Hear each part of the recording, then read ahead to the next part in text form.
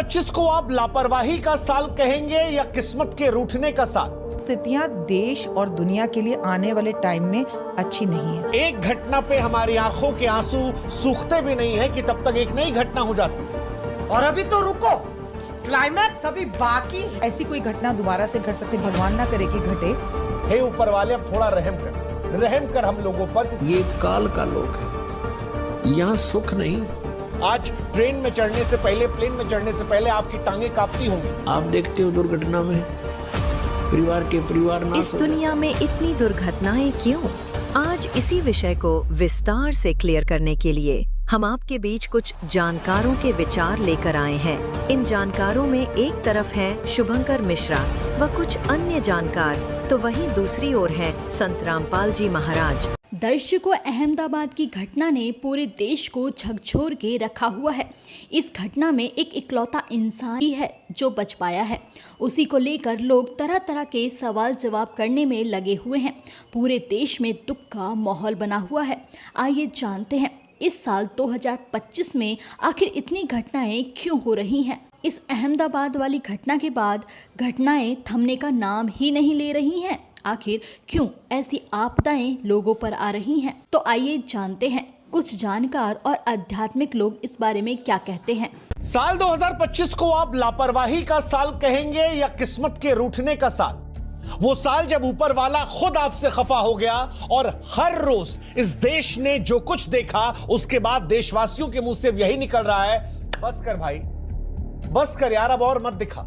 इस देश ने बहुत देख लिया, इतने आंसू नहीं देखे जाते। एक घटना पे हमारी आंखों के आंसू सूखते भी नहीं है कि तब तक एक नई घटना हो जाती है। जनवरी से लेकर जून तक जो कुछ हुआ है उसे देखकर कहीं भी आने जाने, उठने बैठने, घूमने टहलने, काम करने, हर चीज में डर लगता है। हर महीने एक नई चोट लग जाती है। अहमदाबाद में आसमान से मौत बरस गई। पहलगाम में आतंक ने स्वर्ग को खून से रंग दिया।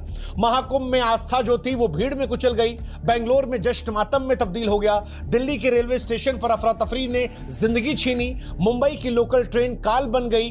केदारनाथ में यात्रा जो थी वो अधूरी रह गई। और उसके बाद पुणे में एक पुल जो है वो लोगों को ले डूबता है। बीते 6 महीने में ये 8 हादसे डराने वाले हैं। कुछ हादसे किस्मत का खेल हो सकते हैं, कुछ लापरवाही का नतीजा, कुछ हमारी आपकी सोच से परे। लेकिन जो कुछ हो रहा है उसके बाद देशवासी यही कह रहे हैं, बस कर, हे ऊपर वाले, अब थोड़ा रहम कर हम लोगों पर, क्योंकि इतने मजबूत नहीं है कि हर रोज ये जख्म देख पाएंगे। लेकिन सवाल भावनाओं से ऊपर उठकर यह भी है कि क्या ये केवल हमारी बदकिस्मती थी, ये केवल किस्मत का रूठना था, ऊपर वाले का नाराज होना था, या फिर हमने लापरवाही की पराकाष्ठा पार कर दी और उसी वजह से हादसे के बाद एक और हादसा हो रहा है। आज हर खबर डराती है, हर यात्रा भरोसे की नहीं है, आज दुआ की मोहताज है। आज ट्रेन में चढ़ने से पहले, प्लेन में चढ़ने से पहले आपकी टांगे कांपती होंगी। आपके मां बाप आपके सुरक्षित पहुंचने तक दुआ मांगते होंगे। 2025 को हम एक साल नहीं, काला अध्याय के तौर पर देख रहे हैं, जिसके हर पन्ने पर दुख, शोक, टूटी उम्मीदें, ये सब कुछ है।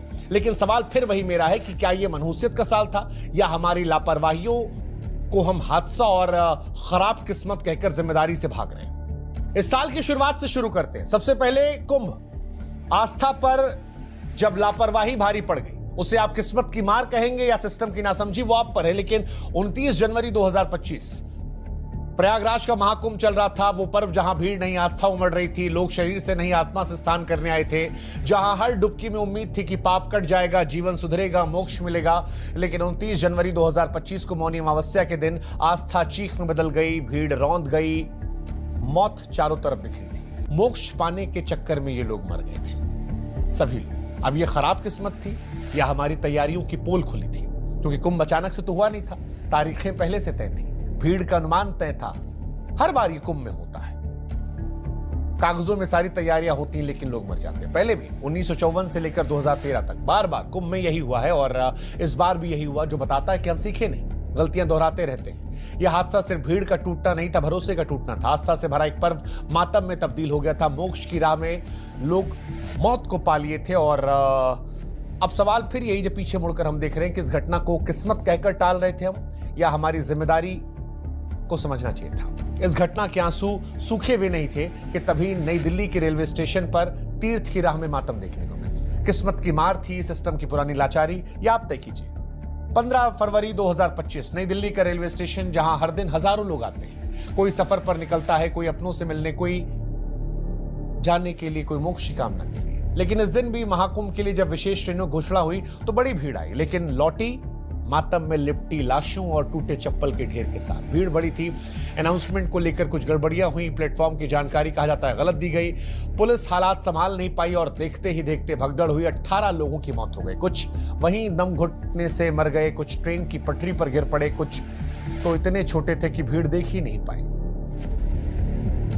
कोई माँ बाप को यहाँ पर तीर्थ यात्रा पे ले जा रहा था, कोई अकेले स्नान करने जा रहा था, किसी ने महीनों पहले टिकट बुक कराई थी, कोई भीड़ के इंतजार में खड़ा था, पुण्य कमाने जा रहे थे और जीवन छोड़कर चले। इस घटना से भी हम अभी उबरे नहीं थे कि अहमदाबाद में हादसा हो गया, आसमान से मौत बरसी, उस पर भी चर्चा चल रही है। किस्मत का कहर था, इंसानी लापरवाही थी, क्या था? 12 जून 2025। किसी ने सोचा नहीं होगा कि यार जो लोग उस विमान में बैठकर लंदन जा रहे थे वो मौत के ताबूत में लौट कर आएंगे। एयर इंडिया की फ्लाइट अहमदाबाद से लंदन रवाना हुई, 59 सेकंड में मौत का गोला बन गई। एक व्यक्ति बचा, 242 मर गए। जिस इलाके पर गिरी वहां लोग मर गए। लगभग 300 जिंदगियां माना जा रहा है खत्म हो गई है। कोई पहली बार अपने पति से मिलने जा रहा था, कोई बच्चों को विदेश घुमाने खुशी में था, कोई नौकरी के सपनों से उड़ान भर रहा था, कोई पिता अपनी बेटी की शादी में आखिरी बार शिरकत करने वाला था, कोई लड़की अपने पति से मिलने जा रही थी, कोई पति अपने पत्नी और बेटी से मिलने आ रहा था, लेकिन सब खत्म हो।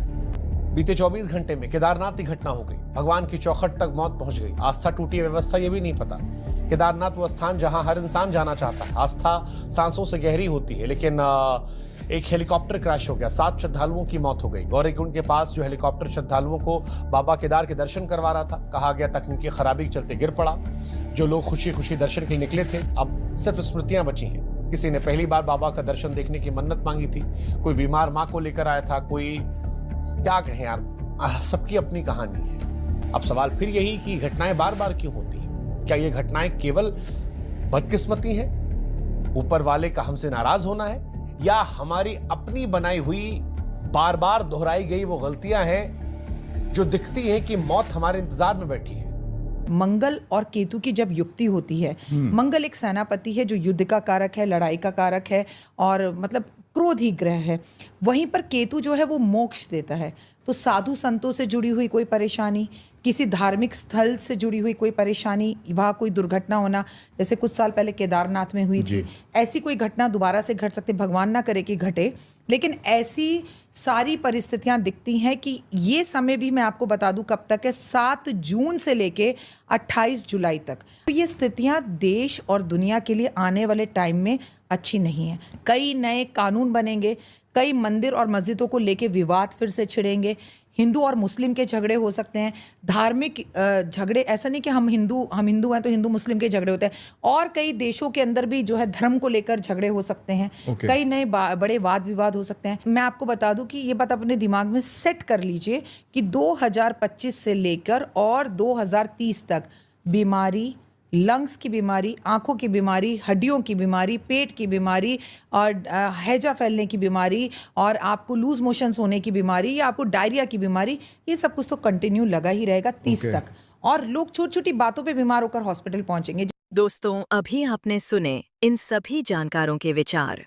आइए अब सुनते हैं संत रामपाल जी महाराज के आध्यात्मिक विचार। आप देखते हो दुर्घटना में परिवार नाश हो जाता है, वैसे किसी आपदा में जैसे भूकंप आ गया वहाँ पर अक्षेत्र नष्ट हो जाता है। किसी परिवार के 4 मर गए, 5 मत, किसी के 6 मत, 3 मर गए हैं, कुछ बालक बचे, किसी का बाप बच गया। तो ये स्थिति हमारी यहाँ पर है, जैसे वो कसाई के बकरों की होती है। और हम ये सोचते हैं देखो कितना अच्छा भगवान है, कितनी अच्छी पृथ्वी दे रखी है, इस पर भिन्न भिन्न प्रकार के फल फ्रूट हैं, काजू किस्म, सेब संतरे, कभी झरने बह रहे हैं, बढ़िया दरिया बह रही हैं, नीचे जल है, बहुत अच्छा वातावरण है, और हम संतानों उत्पत्ति करते हैं और खाता वो है। लेकिन हम सोच नहीं पाए कि ये हो क्या रहा है, ये क्या हो रहा हमारे साथ, क्योंकि हमारी बुद्धि इतनी कमजोर बना दिया इसने, और ऐसा शरीर में हमें फिट कर दिया कि हम ज़्यादा सोच नहीं सकते। इसमें कभी कुछ हो रहा है, कभी कोई बीमारी या टेंशन, 100 प्रकार की समस्या इसके अंदर। तो ये ज्ञान भगवान ने आके बताया कि तुम यहां इस काल के लोक में रह रहे हो और यहां तुम सुख खोज रहे हो। हम जिस लोक में रह रहे हैं ये काल का लोक है, यहां सुख नहीं, यहां तो सारा निर्दयी कार्य है इस भगवान का, क्योंकि जिसका नाम काल है, जो है ही कसाई, तो वहां सुख कैसे हो सकता प्राणी को। अब इसने ये खुद कहता गीता जी अध्याय नंबर 11 के श्लोक नंबर 32 में श्रीमद् भगवत गीता में कि अर्जुन मैं काल हूं और सबको नष्ट करने के लिए प्रवृत्त हुआ हूं। अर्जुन 11वें अध्याय के 21वें श्लोक में कह रहा है कि ये भगवान आप तो देवताओं को भी खा रहे हो, आप तो ऋषियों के भी खा रहे हो, और इस ऋषियों का समुदाय आपके आगे हाथ जोड़ रहा है, मंगल हो, बख्श दो। आप तो इनको भी खा रहे हो। ये कहता मैं तो काल हूं भाई, मैं ना छोड़ू किसी ने, और तू ना युद्ध करेगा तो भी मारूंगा इनको, ये तो मार रखे मैंने। तो पुण्यात्मा जो खुद न्यों कह मैं काल हूं और उसको हम भगवान मान रहे, हम तो सांप पूज रहे थे, सर्प। अब श्री कृष्ण काल नहीं थे। श्री कृष्ण जी ने इस गीता के ज्ञान से पहले अपने आप को कभी काल नहीं कहा और उसके बाद कभी अपने आप को काल नहीं कहा। ये तो काल जो है ये 21 ब्रह्मांड का स्वामी है और ब्रह्मा विष्णु महेश का ये पिता है। ब्रह्मा विष्णु महेश जी की दुर्गा माता है और ये इसको श्राप लगा हुआ ब्रह्म को, इस काल कहो चाहे ब्रह्म कहो, ये काल रूपी ब्रह्म भी कहलाता है। तो उस श्रापवश इसने 1 लाख मानव शरीरधारी प्राणी नित आहार करना पड़ता है और उसके लिए हमें यहां रोक रखा है इसने। अब जैसे कसाई बकरे पालता है, उन बकरों को सुविधाएं तो देता है वो, जैसे एक चारों तरफ से उनको बाड़ बना दी, कोई हिंसक पशु और ना खा जाए उनको, और चरागा बनवा दिया उनके लिए, घास फूस बोझड़े झाड़ उड़ा खूब उत्पन्न हो गए, एक तालाब बनवा दिया, एक शेड डलवा दिया घास फूस का यानी झोंपड़ी, सर्दी लगे तो उसमें आ जाएं, वर्षा आवे तो उसके नीचे खड़े हो जाएं, और चारा खूब बढ़िया उनके लिए उपस्थित होता है। अब वो बकरे ये सोचते हैं कि हमारा जो मालिक है कितना अच्छा है, कैसी सुविधाएं हमें दे रखी है, घास दे रखा है खाने को, चरागाह दे रखे हैं और तालाब बनवा रखा है। अब उन बकरों की इतनी ही बुद्धि काम करती है, लेकिन वो उस समय को भूल जाते हैं जब आता है कहीं से उसको ऑर्डर 20 बकरों का, 10 बकरों का, बकरियों का, तो वो क्या करता है, जाकर के उनसे लेकर डंडा और छांट लेता है मोटे मोटे। अब उसमें किसी का बेटा मरो, चाहे किसी की बेटी कटो, चाहे माँ कटो, चाहे बाप मरो, वो ना देखता है किसका बेटा है, किसकी माँ है, इसकी माँ का क्या हाल होगा, रोएगी, इसका बच्चे रोएंगे, तो वो तो उनको निकाल लाता है। वह नहीं सोचता, उसके मन में भी ना आती है बातें, उसने तो छांटने हैं मोटे मोटे और जाके कड़च करवा देता है, कटवा देता है। तो यही हालत आप जी की हमारी यहां पर हो रही है। आप देखते हो दुर्घटना में परिवार नाश हो जाता है।